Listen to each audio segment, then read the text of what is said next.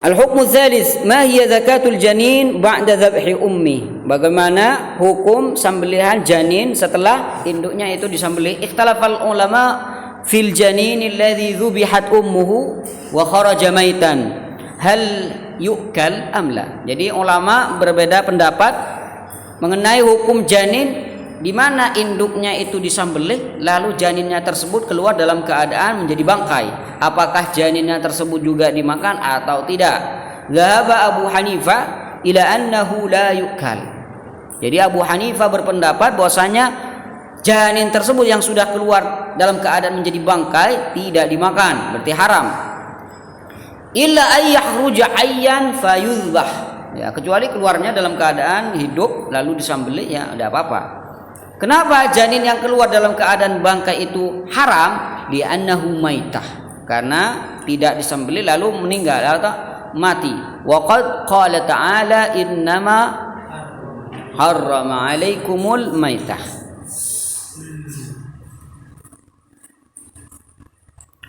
Wa dhahaba Syafi'i wa Abu Yusuf wa Muhammad. Abu Yusuf dan Muhammad ini tilmiz al-Imam Abu Hanifah. Ila annahu yu'kal. Jadi pendapat Imam Syafi'i, janin yang keluar dalam keadaan mati itu juga bisa dimakan. Kenapa? Li'annahu muzakkan bi zakati ummi. Karena janin tersebut tersembelih dengan disembelihnya induknya. Begitu induk itu disembelih, maka secara otomatis janinnya tersebut ikut tersembelih juga, walaupun pada hakikatnya tidak disembelih. Wastadallu, dan mereka berdalil bihadisi zakatul janin zakatu ummihi. Jadi sembelihan janin itu adalah sembelihan ibunya, adalah ketika induknya itu sudah disembelih berarti otomatis menjadi sembelihan terhadap janinnya. Wa qala Malikun rahimahullah. Imam Malik berkata, in tamma khalquhu wa nabata sya'ruhu ukila.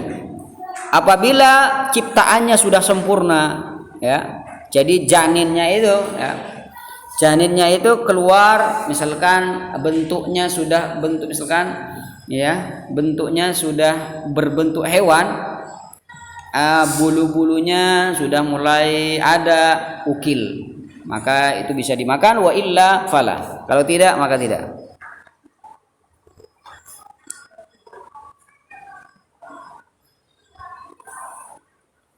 Kemudian al-hukmur rabi', ini lanjutan dari hukum yang pertama tadi. Hal yubahu al-intifa' bil maitah fi ghairil akl? Apakah diperbolehkan memanfaatkan bangkai dan digunakan untuk selain dimakan? Zahaba Atha ila annahu yajuzul intifa' bi syahmil maita wa jildiha. Jadi boleh, kata Atha, memanfaatkan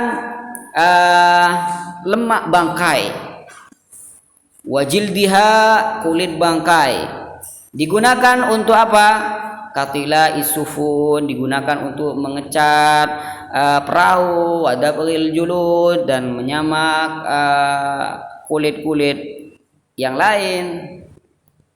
Wa hujjatuhu annal ayah innama hiya fi tahrimil akli khassah. Karena ayat itu hanya mengharamkan makan saja, memakannya saja. Fi tahrimil akli khassah. Wa yadullu alaihi qauluhu ta'ala muharraman ala ta'imin yat'amuhu, di mana bangkai tersebut diharamkan bagi orang yang ingin memakannya. Wa dzhabal jumhur ulama berpendapat ila tahrimihi, tahrimil intifa'. Jadi ulama jumhur berpendapat haram hukumnya mengambil kemanfaatan dari bangkai. Wastadallu bil ayatil karimah hurrimat alaikumul maitah, diharamkan bagi kalian bangkai, ai al-intifa' biha bi aklin aw ghairihi, entah digunakan makan atau yang lain. Faja'alu al-fi'l al-muqaddar huwa al-intifa'. Jadi seakan-akan mereka hanya menghususkan tahrim hanya pada fi'ilnya saja, yaitu intifa. Entah intifaknya dengan makan, ya, intifaknya dengan jual, intifaknya dengan semacamnya. Wa dzhabal jumhur boleh, wastadallu kadzalika biqaulihi alaihi salam, berdalil dengan sabda Nabi alaihi salatu wassalam, la'anallahu al-yahud, Allah melaknat orang-orang Yahudi. Hurrimat alaihimus syuhum, diharamkan bagi mereka lemak-lemak bangkai, fajamaluha, lalu mereka itu mencairkannya, fabauha, dan mereka menjualnya, wa akalu asmanaha, dan uang yang mereka dapat mereka makan. Itu dilaknat. Berarti kalau dilaknat berarti merupakan hal yang dilarang. Fahadzal hadis yadullu ala anna Allah idza harrama syai'an harrama tsamanah. Apabila Allah Subhanahu wa taala mengharamkan sesuatu, maka Allah juga mengharamkan harganya. Haram enggak tuh khamr? Bagaimana kalau menjual khamr? Boleh atau tidak? Tidak boleh. Fala yajuzul bai', maka tidak boleh jual bangkai. Walal intifa' bi syai'in minal maitah, dan juga mengambil kemanfaatan dari bangkai illa ma warada bihi an-nas. Tapi perlu diketahui bahwasanya hukum syariah, hukum fikih itu tidak diambil dari hukum tafsir. Bisa saja ini berbeda dengan yang ada di kitab-kitab fikih. Ya, jadi kalau kalian nulis skripsi misalkan rujukannya bukan tafsir, sampean musyawarah nun. Ngangkui referensi dari tafsir Ayatul Ahkam. Kenapa? Bisa saja qaul yang ada di dalamnya ghairu mu'tamad. Jadi hukum fikih tidak diambil dari tafsir, tidak diambil dari nahwu, bahkan ini yang banyak tidak diambil dari usul fikih.